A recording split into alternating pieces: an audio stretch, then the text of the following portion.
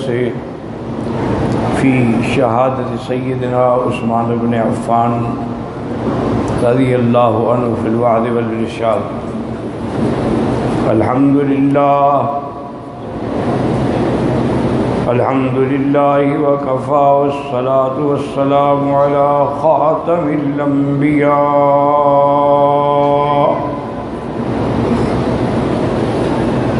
سیدنا وحبیبنا محمد المصطفى وعلى آله المجتبى وأصحابه النجبى. اللهم صل على سيدنا محمد النبي الأمي الهاشمي وعلى آله وأصحابه نجوم الهدى.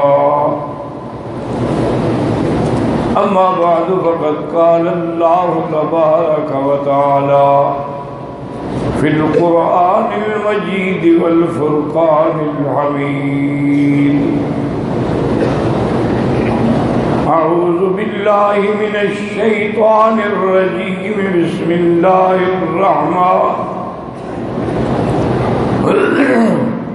بسم الله الرحمن الرحيم. فسيكفيكهم الله وهو السميع العليم.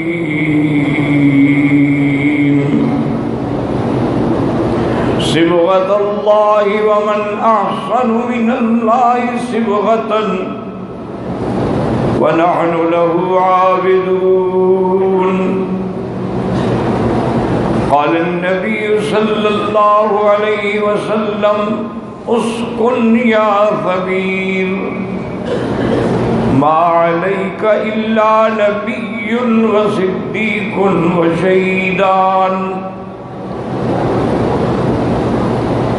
أو كما قال رسول الله صلى الله عليه وسلم.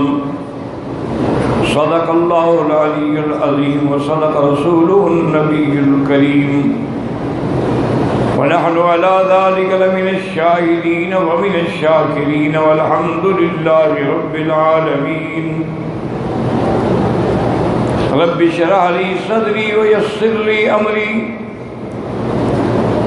واحلل عقدة من لساني يفقهوا قولي. رب زدني علما. سبحانك لا علم لنا إلا ما علمتنا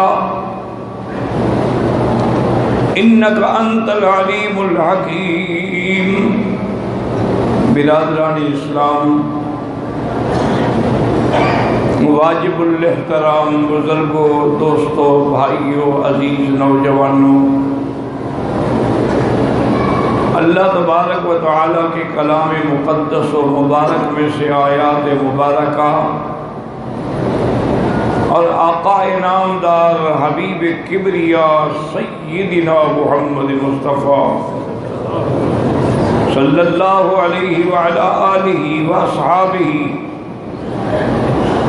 وسلم تسلیما کثیرا کثیرا کے فرامین مبارکہ میں سے ایک حدیث تلاوت کی ہے. دعا فرمائیں کہ اللہ تبارک و تعالی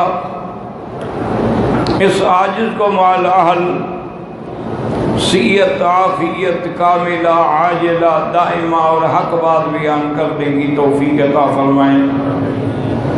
آپ کو حق سننے سمجھنے کی، ہم سب کو حق پر چلنے کی توفیق عطا فرمائیں. پروردگار عالم تمام آنے والوں کی حاضری، حج، عبادات، زیارات، صدقات، خیرات منظور و مقبول فرمائیں. میں نے سابقہ درس میں امیر المؤمنین سیدنا عثمان بن عفان ذی النورین رضی اللہ تعالی عنہ کے مناقب بیان کیے تھے. اور اسی میں نے یہ بھی بتلایا تھا کہ یہ پہلے شخص ہیں صحابہ میں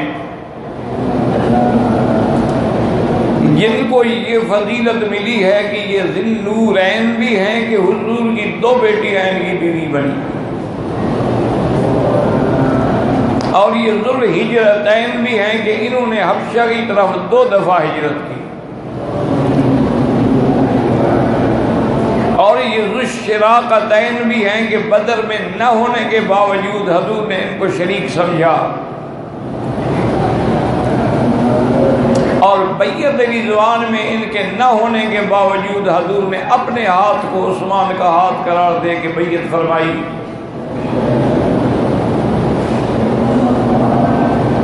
اور اسی طرح یہ ذو البشارتین بھی ہیں کہ جب انہوں نے بئر روما میٹھے پانی کا کنواں مدینے میں خرید کر کے وقف کیا تو حضور نے جنت کی بشارت دی، اور اسی طرح جب مدینہ منورہ کی مسجد کے لیے زمین خرید کر کے وقف کی تو حضور نے جنت کی بشارت دی۔ ویسے تو کئی مقام پر حضرت عثمان کو جنت کی بشارت ملی ہے،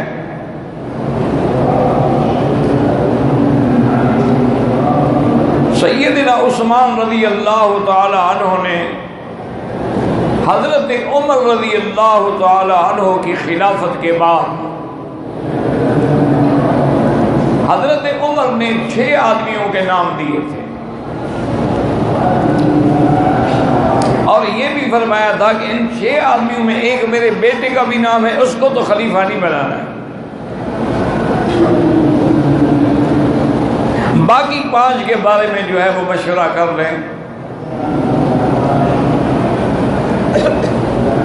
اور حضرت عمر رضی اللہ تعالیٰ عنہ نے یہ بھی فرمایا کہ اگر میں کسی کا نام نہ لوں تو بھی شریعت میں جائز ہے کہ حضور پاک نے کسی کا تعیین نہیں کی کہ میرے بعد فلاں خلیفہ ہوگا۔ اشارات تھے، کنایات تھے، لیکن صریحاً حضور نے حکم نہیں دیا کہ میرے بعد حضرت ابوبکر خلیفہ ہوں گے، کیونکہ اہل سنت والجماعت کے عقیدے میں خلافت منصوص نہیں ہوتی، شورا پہ ہوتی ہے کہ شورا جس کو چن لے۔ البتہ شیعہ کے نزدیک جو ہے وہ امامت منصوص ہوتی ہے کہ امام جو ہے وہ منصوص من اللہ ہوتا ہے۔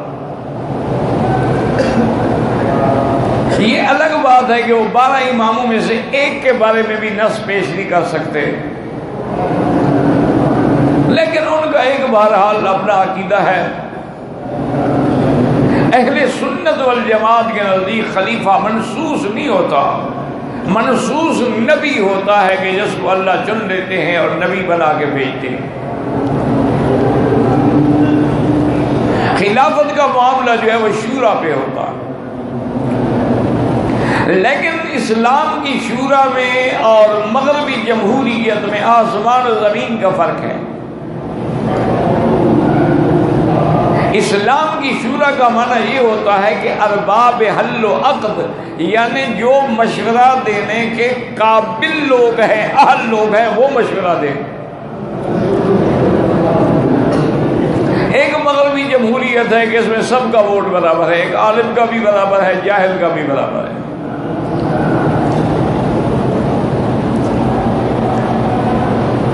اور پھر اس مغربی جمہوریت میں فیصلہ اکثریت پہ ہوتا ہے، اسلام میں فیصلہ اہلیت پہ ہوتا ہے کہ اہل کون ہے۔ اگر اکثریت کے فیصلے کو دیکھا جائے تو پھر تو یزید کو سب علاقوں نے ووٹ دے دیا تھا اور وہ خلیفہ بن گیا تھا، لیکن ارباب حل و عقد اہل مدینہ اور اہل مکہ نے ووٹ نہیں دیا تھا، لہذا اس کی خلافت جو ہے وہ شرعاً خلافت نہ بنی۔ تو ان 5 آدمیوں نے سب نے بالاتفاق حضرت عثمان رضی اللہ تعالی عنہ کو منتخب کیا۔ حضرت عثمان رضی اللہ تعالی عنہ نے اپنے دور خلافت میں اتنے عظیم کارنامے سر انجام دیے ہیں کہ مراکش سے لے کر کابل تک کا علاقہ جو ہے وہ حضرت عثمان کے زمانے میں فتح ہوا ہے۔ حضرت عمر کے زمانے میں 22 لاکھ مربع میل پہ اسلام کا پرچم لہرایا، لیکن حضرت عثمان کے زمانے میں 44 لاکھ مربع میل پہ اسلام کا پرچم لہرا گیا۔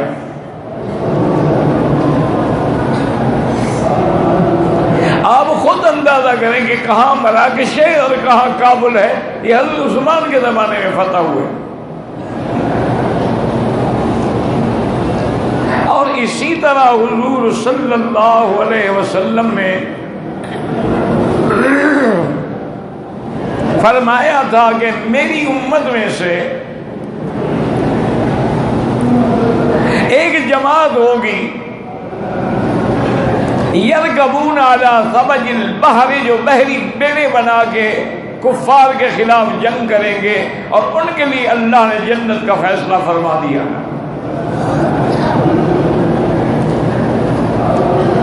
اسی طرح ایک دن میرے آقا رحمت دو عالم محبوب دو عالم صلی اللہ علیہ وسلم سو رہے تھے،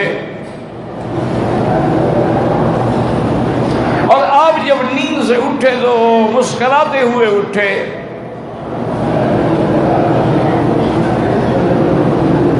ام سلیم نے عرض کیا یا رسول اللہ ما اضحکک، کا وجہ کیا ہے؟ فرمایا اللہ نے مجھے دکھایا ہے کہ میری جماعت، میری امت میں سے ایک جماعت ہے جو کشتیوں پہ سوار ہو کے، بحری بیڑوں پہ سوار ہو کے جنگ کرے گی، اللہ ان کو وہ مرتبہ دیں گے جو اہل بدر کا مرتبہ۔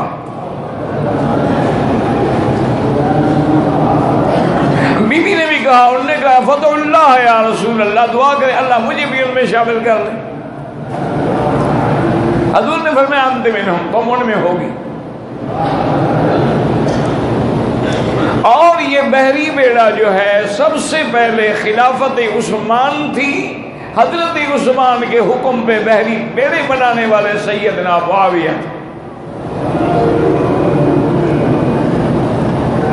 رضی اللہ عنہم، اور سب سے پہلے اس بحری بیڑے پر مسلمانوں کی فوج کو لے کے قیادت کرنے والا جو ہے وہ یزید ابن سفیان تھا۔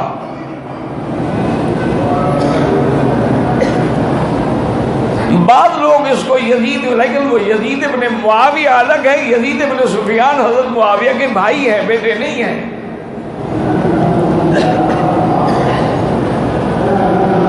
تو یہ ساری فتوحات جو حاصل ہوئی اسلام میں،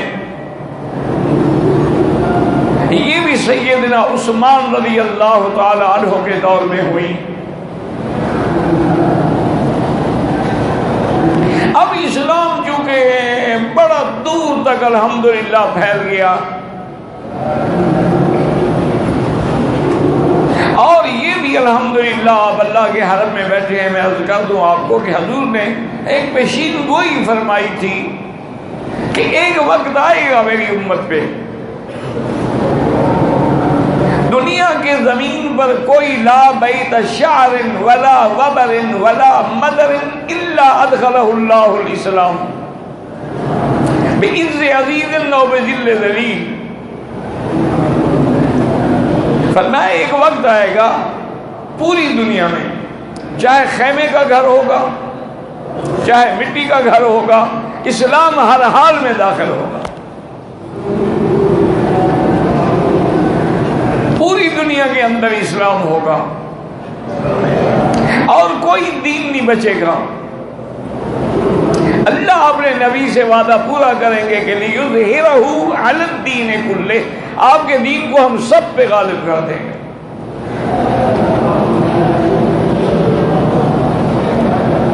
اور وہ دور آئے گا جب حضرت عیسیٰ ابن مریم نزول فرمائیں گے۔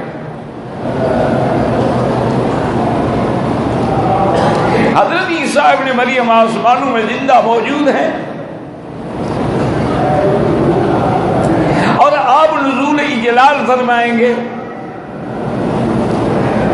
لَيَنزِلَنَّ عیسیٰ ابن مریم علی منارۃ شرقیہ بیضاء دمشق کے اندر جو مسجد ہے اس کے مشرقی مینارے پر حضرت عیسیٰ اتریں گے، اور اس وقت امام مہدی جو ہے وہ مصلی پہ کھڑے ہوں گے۔ مہدی پہلے آئیں گے، عیسیٰ علیہ السلام بعد میں آئیں گے، لیکن یہ وہ مہدی نہیں ہے جو شیعہ کہتے ہیں کہ مہدی ہے اور غار میں چھپا ہوا ہے۔ اسی لیے شیعہ کے نزدیک یہ جو دور ہے نا، یہ غیبوبت کبریٰ کا زمانہ ہے۔ اس لیے جب وہ نماز پڑھتے ہیں، عید پڑھتے ہیں، جمعہ پڑھتے ہیں، مصلی جو بچھاتے ہیں اس پہ امام کھڑا نہیں ہوتا، ساتھ مصلی بچھا کے کھڑا ہوتا ہے۔ وہ کہتے ہیں مصلی تو امام کے لیے، امام غائب ہے۔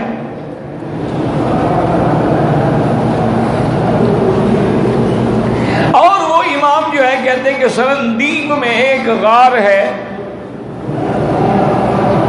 اصل میں یہ مذہب جو ہے نا، یاد رکھو ایک مذہب تو ہے ہی نہیں، یہ بنا بنایا ہے، گھڑا ہوا مذہب ہے، جیسے ضرورت آئی گھڑتے گئے۔ زنا حلال کرنا تھا، مردے کی اجازت دے دی۔ جھوٹ کو حلال کرنا تھا، تکیے کی اجازت دے دی۔ چور کے ہاتھ کاٹنے تھے تو انگلی کاٹنے کی اجازت دے دی۔ یہ تو بنا بنایا مذہب ہے، یہ تو دین عربی کے خلاف ایک عجیبی سازش کا نام جو ہے وہ مذہب شیعہ ہے، یہ کوئی مذہب نہیں ہے۔ وہ کہتے ہیں کہ سرندیپ میں وہ مہدی جو ہے نا وہ چھپے ہوئے ہیں، اور جو اصل قرآن ہے مصحف فاطمہ وہ ان کے پاس ہے، اور اس غار کا نام ہے سر من رآ، کہ جو دیکھے گا اس غار کو خوش ہو جائے گا۔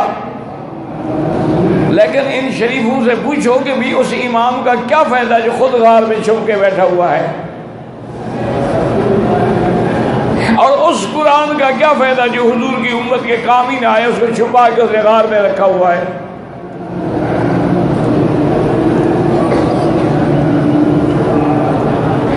اچھا، پھر یہ بھی کہتے ہیں کہ وہ مہدی جو ہیں ان کا نام محمد ہے، اور حسن عسکری کے بیٹے ہیں۔ حسن عسکری کی اولاد ہی نہیں ہے،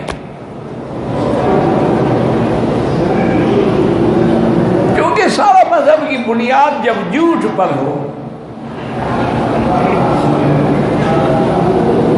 ان کے نزدیک تو یہ ہے نا جی کہ حضور کے بعد صرف 5 صحابہ ہیں جو مسلمان ہیں، باقی تو کہتے ہیں نعوذ باللہ سارے مرتد ہو گئے۔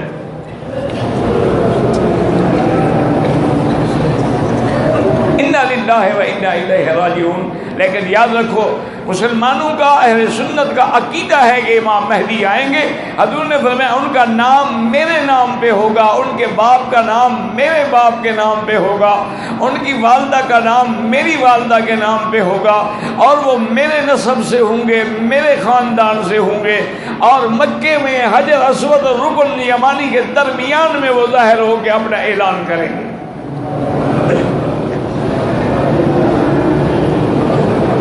اور اللہ ان کی مدد فرمائیں گے،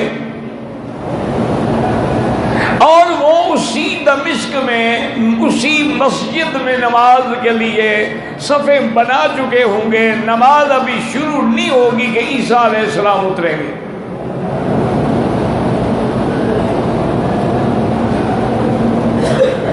اور عیسیٰ علیہ السلام جب اتریں گے تو حضور نے فرمایا کہ 2 فرشتوں کے کندھوں پہ ہاتھ رکھا ہوا ہوگا، اور ان کے بالوں سے پانی ٹپک رہا ہوگا، معلوم ہوگا کہ ابھی ابھی جنت سے غسل کر کے تشریف لا رہے ہیں۔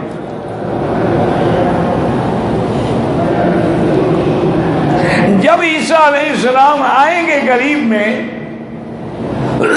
تو امام مہدی پہچان لیں گے کہ وہ اللہ کا نبی ہے، اللہ کا رسول ہے،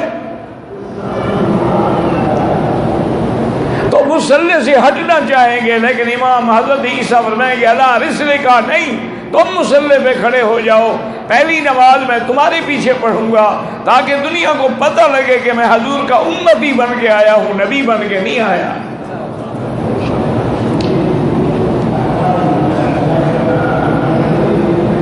تو وہ حضور کے تابع ہوں گے، پہلی نماز ان کے پیچھے پڑھیں گے۔ اور حضور نے فرمایا کہ حضرت عیسیٰ کے زمانے میں دجال بھی ظاہر ہوگا، اور دجال کو اللہ نے استدراجی قوتیں دی ہوں گی جیسے شیطان کے پاس ہیں، کہ وہ خشک دریاؤں کو کہے گا وہ چل پڑیں گے، زمین کو حکم دے گا کہ اپنے خزانے نکالو تو زمین سونا چاندی باہر پھینک دے گی۔ حضور نے فرمایا اس کی نشانی یہ ہے کہ اس کی ایک آنکھ جو ہے نا وہ باہر کو نکلی ہوئی ہوگی، یعنی کانا ہوگا۔ اور حضور نے فرمایا کہ اس کے پیشانی پر بھی کاف فا را یہ 3 لفظ لکھے ہوئے ہوں گے، اور مسلمان پڑھ لیں گے کہ کافر۔ اور یہ بھی حضور نے فرمایا کہ دجال پوری دنیا میں دورہ کرے گا الا الحرمین، صرف مکے اور مدینے میں داخل نہیں ہو سکے گا۔ وہ کوشش کرے گا،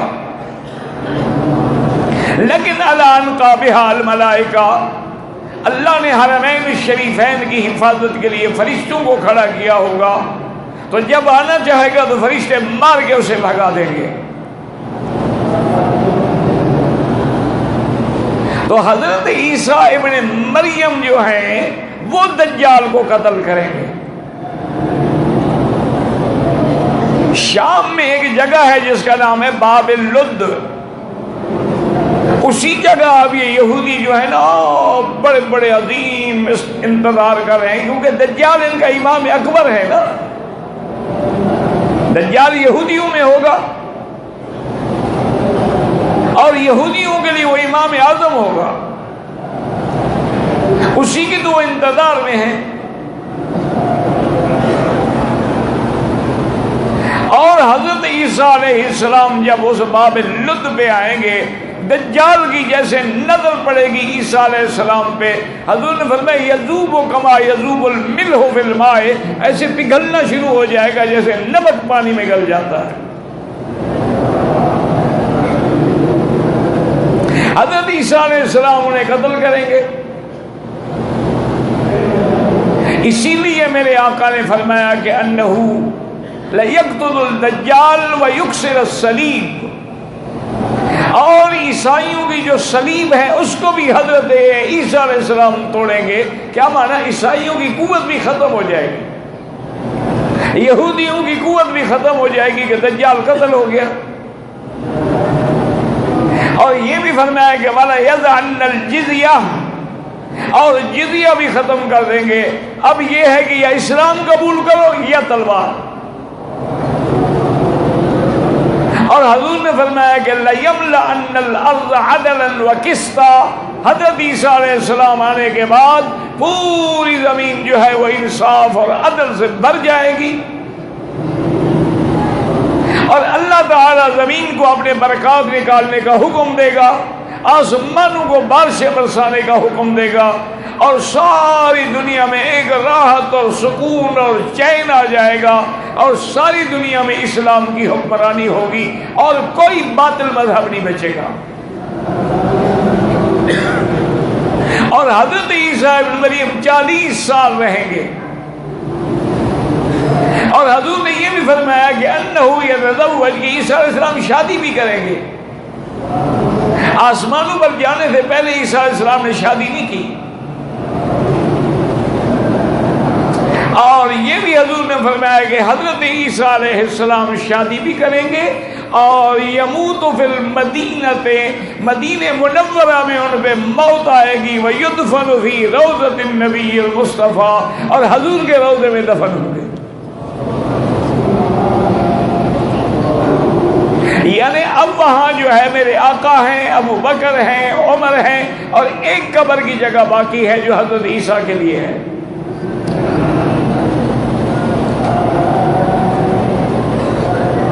تو پوری دنیا میں عدل و انصاف کا شہرا ہوگا۔ تو تو اسی طرح اسلام کی وسعت جو ہے وہ حضرت عثمان کے زمانے میں ہوئی.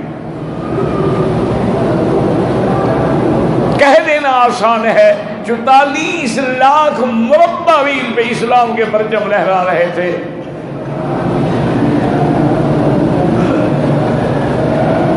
اس دور میں حضرت حذیفہ نے سیدنا عثمان سے عرض کیا کہ امیر المومنین قرآن کی 7 قراتیں ہیں. انزل القرآن والا 7 احرف، قرآن 7 قراتوں پہ اترا ہے. اس لیے سب سے پہلے جمع کا مشورہ دینے والا حضرت عمر ہے، اور کام حضرت ابو بکر کے زمانے میں شروع ہوا، اور حضرت عمر کے زمانے میں حضرت عثمان کے دور آنے سے پہلے پہلے قرآن مکمل ہو گیا، اور ما بین الدفتین جمع ہو گیا. اور اللہ کے قرآن کا ایک ایک حرف جو ہے وہ محفوظ ہے. لیکن شیعہ کا یہ عقیدہ ہے کہ یہ قرآن صحیح نہیں ہے. زید فیہا ونقص منہا غیر وحرف وبدل، ایک قرآن جو ہے تبدیل کر دیا گیا. اصحاب ثلاثہ نے جتنی اہل بیت کے حق میں آیتیں تھیں سب نکال دی ہے، لہذا یہ قرآن مکمل نہیں ہے. اور یہ بات بھی یاد رکھو، جو قرآن کی ایک آیت کا بھی انکار کرے یا اس کے محفوظ نہ ہونے پر عقیدہ رکھے وہ کافر ہے.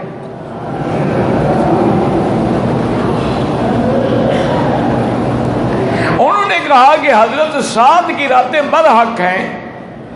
آج بھی 7 قرات کے قاری موجود ہیں، ساری دنیا میں موجود ہیں. لیکن اسلام دور تک چلا گیا ہے.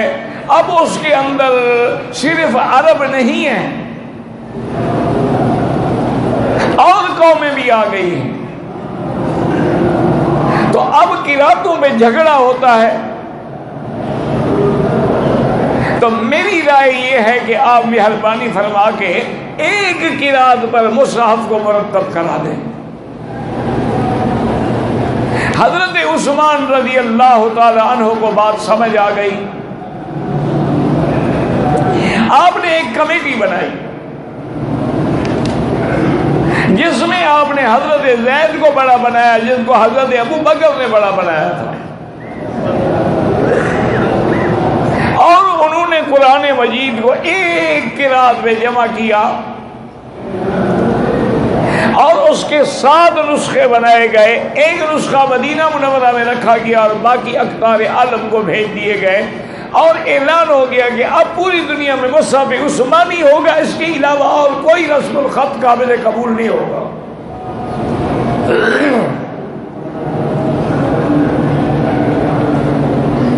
تو یہ قرات پر جمع کرنے والا جامع قرآن جو ہے حضرت عثمان ہے رضی اللہ عنہ وارضاہ. جب اسلام کو عزت بھی دی، عظمت بھی دی، تو یہودی بڑے پریشان ہوئے.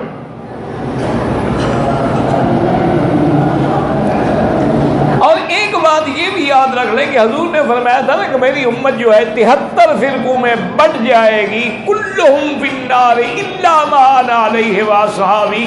صرف ایک جو ہے وہ جنت میں جائیں گے، باقی 72 کے 72 جہنمی ہوں گے.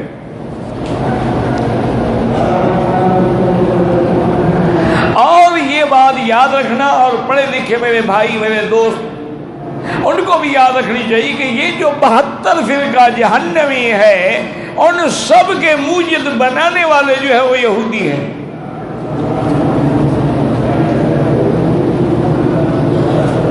اور ان فرقوں کے اندر روافض ہیں، خوارج ہیں، معتزلہ ہیں، کرامیہ ہیں، قدریہ ہیں، مجبرہ ہیں، مشبہ ہیں، مجسمہ ہیں، اور 72 فرقہ ہے.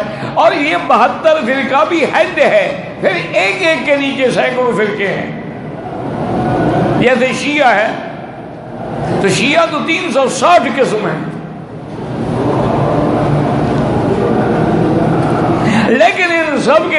مفسد جو ہے وہ یہودی ہیں، کہ اسلام کے دشمن جو ہے وہ یہودی ہیں، جنہوں نے حضور صلی اللہ علیہ وسلم کے زمانے میں بھی سازشیں کی، جنہوں نے حضور پاک کو قتل کرنے کی سازش کی، جنہوں نے حضور پاک پہ جادو کرایا، جنہوں نے حضور پاک کو کھانے میں زہر دیا، جنہوں نے سیدہ عائشہ پہ تہمت لگائی، یہ سب یہودیوں کے کارنامے تھے۔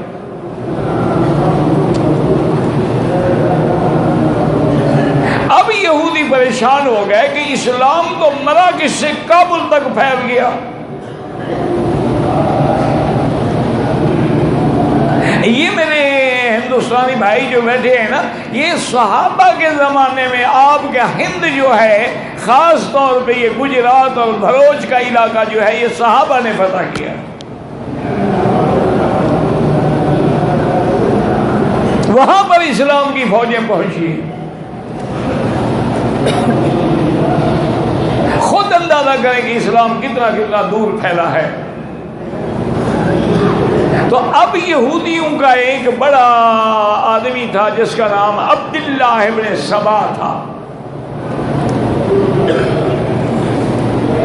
یہودی النسل تھا، یہودیوں کا سردار تھا اور بڑا مکار تھا۔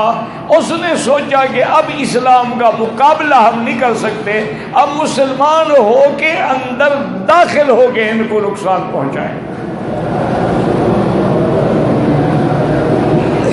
اب دیکھو نا، جیسے مثلا آپ کے علاقے میں یا کسی جگہ ہندوستان میں، بنگلہ دیش، پاکستان میں کوئی آدمی دودھ بیچ رہا ہو اور وہ کہے کہ جناب 1 کلو دودھ میں تب دوں گا کہ 1 کلو پانی بھی خریدو، کوئی خریدے گا؟ کوئی پاگل ہو گیا؟ اور کہے کہ بے وقوف آدمی، میں دودھ خریدنے آیا ہوں، پانی خریدنے تو نہیں آیا۔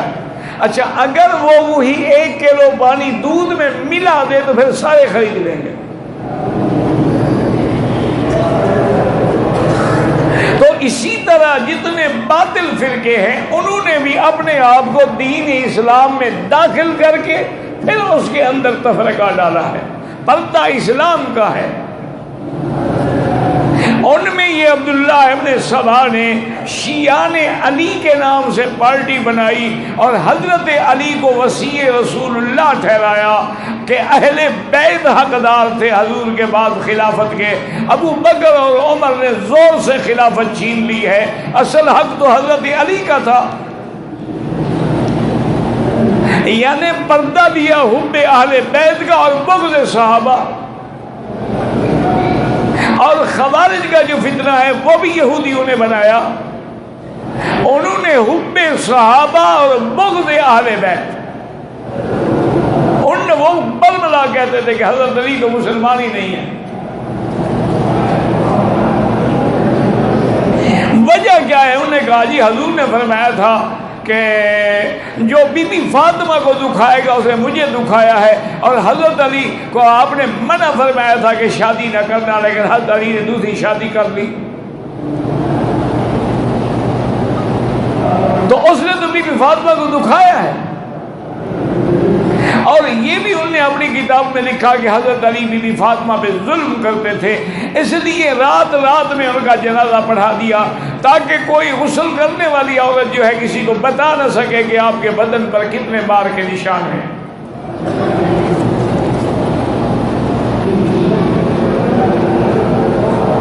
تو اب 2 جماعتیں میدان میں آ گئیں، شیعہ بھی اور خوارج بھی۔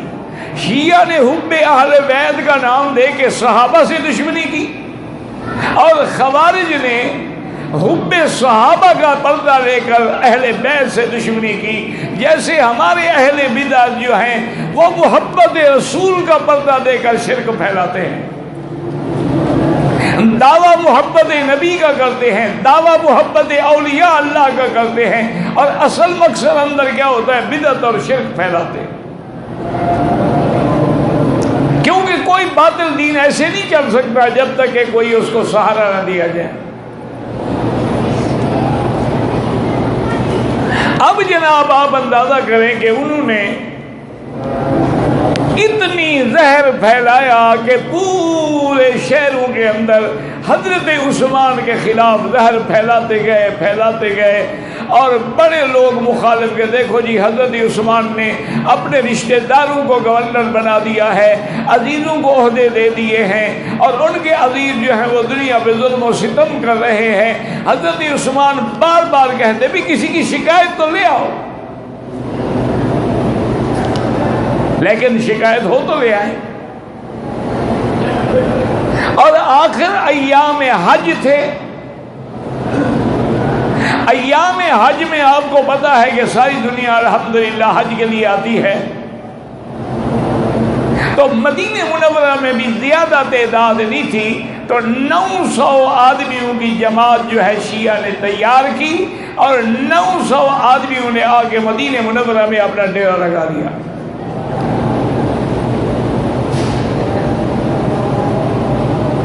اور یہ 900 جو تھے یہ بلوائی تھے، انہوں نے سب سے پہلا کام جو کیا یہ ہے کہ جمعہ کا دن تھا، سیدنا عثمان رضی اللہ تعالیٰ عنہ حضور کے منبر پہ کھڑے ہوئے خطبہ دیا، تو ایک کھڑا ہو گیا، اس نے کہا عثمان تم خطبہ نہیں دے سکتے، ہم تمہارا خطبہ نہیں سنیں گے۔ پھر ادھر سے آدمی کھڑا ہوا، ادھر سے آدمی کھڑا ہوا، شور ہو گیا مسجد میں، اور ایک بدبخت نے آ کے حضرت عثمان کے ہاتھ سے وہ عصا لے لیا جو پکڑا ہوا تھا اور اس کو توڑ دیا، حالانکہ یہ وہ عصا تھا جو حضرت محمد مصطفیٰ نے دیا تھا۔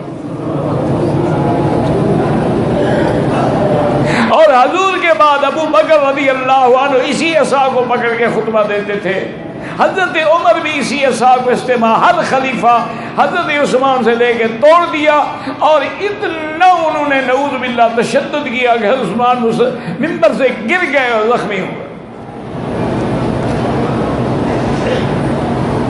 مجبوراً آپ کے کچھ محبین نے آپ کو اٹھایا اور آپ کے گھر پہنچا دیا، اور انہوں نے پورے مدینے میں اعلان کر دیا کہ آئندہ ہم حضرت عثمان کو مسجد نبوی میں نماز بھی نہیں پڑھنے دیں گے، جمعہ تو جمعہ ہے۔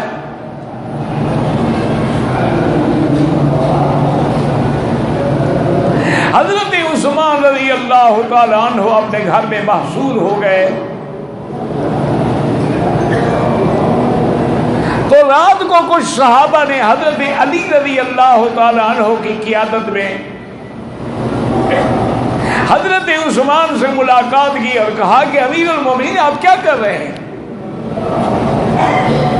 یہ جو 800-900 بلوائی آئے ہوئے ہیں اور پورے مدینے میں شور ڈال دیا ہے، آپ امیر المومنین ہیں، خلیفہ رسول اللہ ہیں، آپ کے پاس الحمدللہ طاقت ہے، ہر جگہ آپ کے گورنر بیٹھے ہیں، آپ حکم تو کریں۔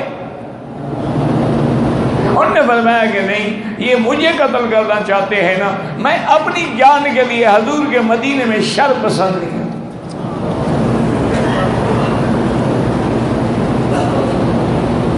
انہوں نے دوسری تجویز دی، انہوں نے کہا حضرت دوسری تجویز یہ ہے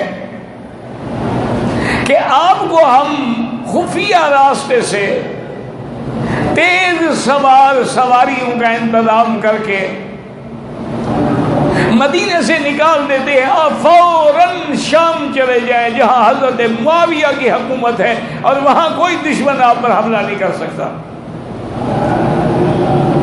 حضرت معاویہ ایک طاقت ہے۔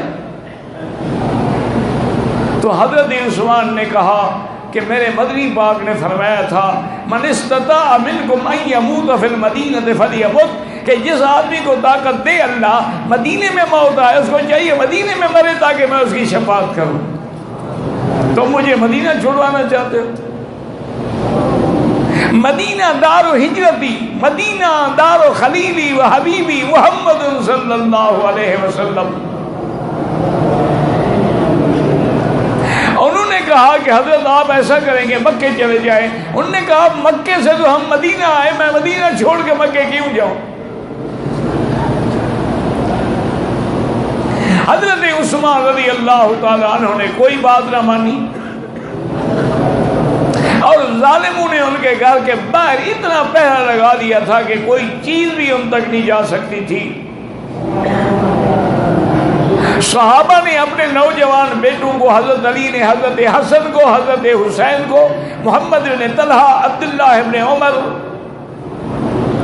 ان سب نوجوانوں کو حکم دیا کہ تم حضرت عثمان کے گھر کے دروازے پہ پہرا دو اور کسی دشمن کو اندر نہ گھسنے دو۔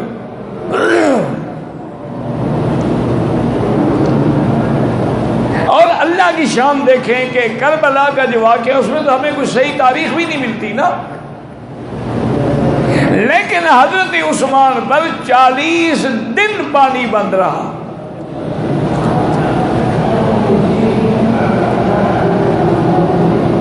حضرت عثمان نے کسی طرح حضرت علی بی بی عائشہ کو پیغام بھیجا کہ اگر پانی بھیج سکتے ہو تو بھیجو۔ حضرت علی مشکیدہ لے کے آئے، ظالم نے 3 مارا تو مشکیدہ بھی وہی گر گیا۔ حضرت علی نے اپنی پگڑی اتار کے حضرت عثمان کے گھر میں پھینکی کہ کم از کم عثمان کو پتہ لگ جائے کہ میں نے پورا زور لگایا، لیکن ظالم نہیں آنے دیتے۔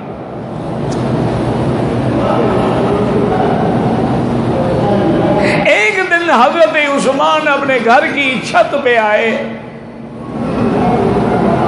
اور اعلان کیا کہ تمام اہل مدینہ بھی اور تمام میرے باغی دشمن جو ہیں وہ بھی آ جائیں۔ سارے اکٹھے ہو گئے۔ حضرت عثمان نے فرمایا کہ میں تم سب کو اس اللہ کی قسم دیتا ہوں جس نے تمہیں پیدا کیا ہے، جب مدینے والوں کو میٹھا پانی نہیں ملتا تھا، بیر روما خرید کر کے وقف کس نے کیا؟ انہوں نے کہا انت، آپ نے کیا۔ انہوں نے کہا آج مجھے پانی نہیں دیتے ہو۔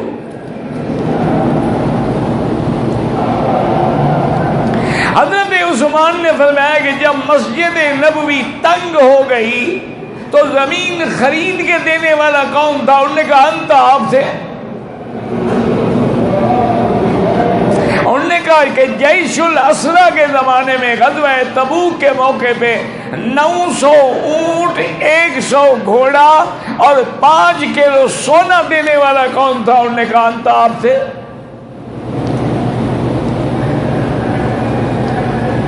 انہوں نے کہا حضور کی 2 بیٹیاں کس کے گھر میں ہیں؟ انہوں نے کہا آپ تھے۔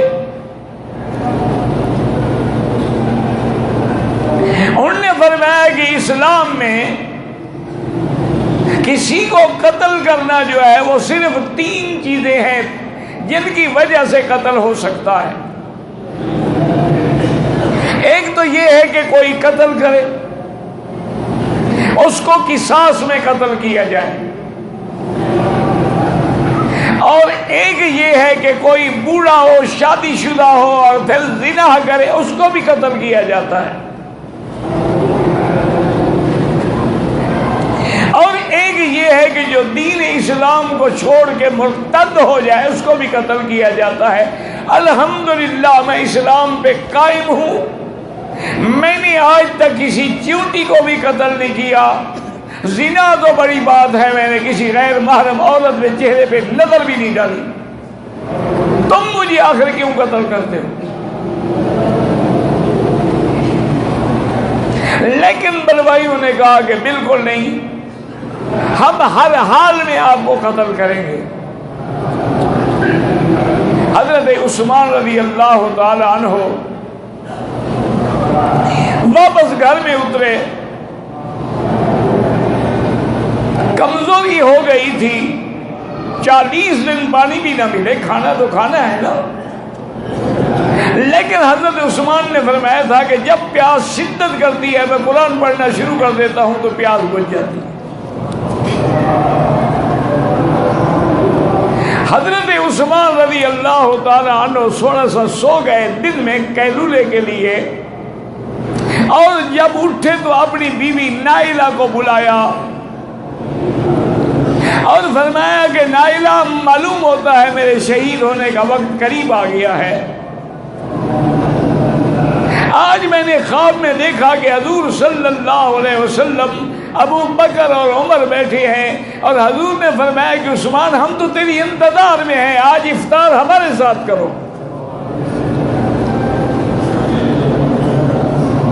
تو اس لیے فرمایا کہ نائلہ اب میری شہادت کا وقت قریب آ گیا ہے، ایک تو مجھے پجامہ دے دو میں پہن لوں تاکہ باغی مجھے قتل کریں تو کہیں میرا سطر نہ کھل جائے۔ آپ نے پاجامہ پہنا، کپڑے پہنے اور قرآن شریف لے کے پڑھنا شروع کیا، اور اللہ تبارک و تعالیٰ کی شان ہے کہ بلوائیوں نے دیوار کے پچھلے حصے سے کود کے اندر آئے اور ایک ظالم نے لوہے کی لٹھ ماری حضرت عثمان کے سر پہ، اور اس کا خون کا فوارہ جو نکلا اسی آیت پہ فَسَيَكْفِيكَهُمُ اللَّهُ وَهُوَ السَّمِيعُ الْعَلِيمُ۔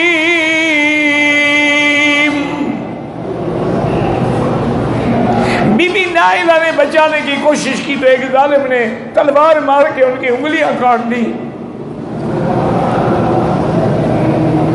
اور ایک ظالم حضرت عثمان کے سینے پہ چڑھ آیا اور داڑھی پکڑ کے تماچے مارنے لگا۔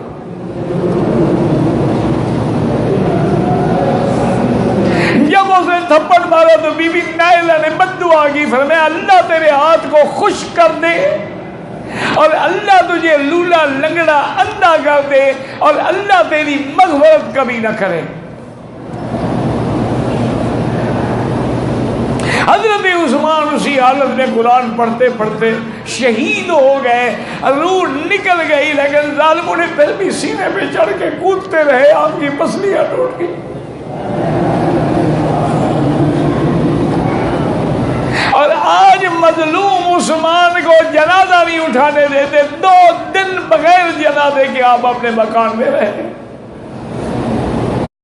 حضرت علی نے صحابہ کو اکٹھا کیا کہ یہ کتنا بڑا ظلم ہے کہ حضرت عثمان کا تجہیز و تکفین بھی نہ ہو۔ انہوں نے بڑی قوت کے ساتھ رات کو حضرت عثمان کو گھر سے نکالا، اور لالٹین لیے ہوئے بی بی نائلہ آگے چل رہی تھی کہ شاید بلوائی جو ہے وہ عورت کا حیا کریں، اور بڑی مشکل سے صرف 18 آدمی انہیں حضرت عثمان کا جنازہ پڑھا، جن میں امامت کرنے والے حضرت جبیر ابن مطعم تھے، اور جنت البقیع کے آخری کنارے پہ حضرت کو دفن کیا گیا۔ اور صحابہ نے کئی دن تک آپ کی قبر پر بھی نگرانی رکھی کہ کہیں بدبخت جو ہے وہ قبر سے نکال کے بھی حضرت عثمان کی بے حرمتی نہ کریں۔ حضرت محمد ابن سیرین فرماتے ہیں کہ میں طواف کر رہا تھا، ایک آدمی میں نے دیکھا لولا لنگڑا اندھا ہے اور دعا مانگ رہا ہے کہ اللہم اغفر لی وما اظن ان تغفر لی، اللہ میرے گناہ معاف کر دے، لیکن مجھے گمان ہے مجھے گناہ معاف نہیں کریں گے۔ محمد ابن سیرین کہتے ہیں میں نے ایسی دعا سن کے حیران ہوا، میں نے جب فارغ ہوئے طواف سے اسے پوچھا یہ کیسی دعا کر رہے ہو؟ اللہ سے بخشش مانگنی چاہیے، یہ تو نہیں کہ مجھے گمان ہے آپ مجھے معاف نہیں کریں گے۔ اور نے کہا کہ محمد ابن سیرین میں وہ بدبخت ہوں جس نے عثمان کو تھپڑ مارا تھا۔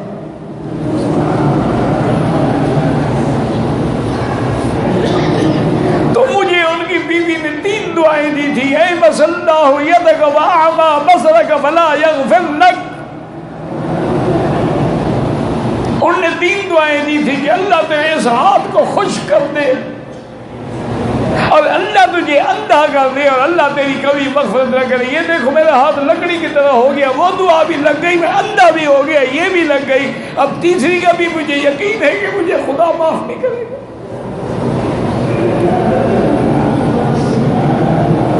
حضرت عثمان غنی رضی اللہ تعالی عنہ کی شہادت کے بعد دشمنان اسلام کو موقع ملا اور اسلام کے اندر فتنوں کی ابتدا ہو گئی۔ آپ کے فوراً بعد حضرت علی رضی اللہ تعالیٰ عنہ خلیفہ بنے، لیکن وہ جو ابتدا ہو چکی تھی اس کے بعد وہ فتنے بڑھتے گئے، جنگ صفین ہے، جنگ جمل ہے۔ وہ تلوار جو حضرت عثمان میں اٹھی تھی اسلام کے خلاف ہمیشہ چلتی رہی۔ اللہ تبارک तबारक व तआला हमें आपको और सबको सही अकीदा और सही मानों में असहाब रसूल की मोहब्बत नसीब फरमाएं। वमा अलैना इल्लल बलाग।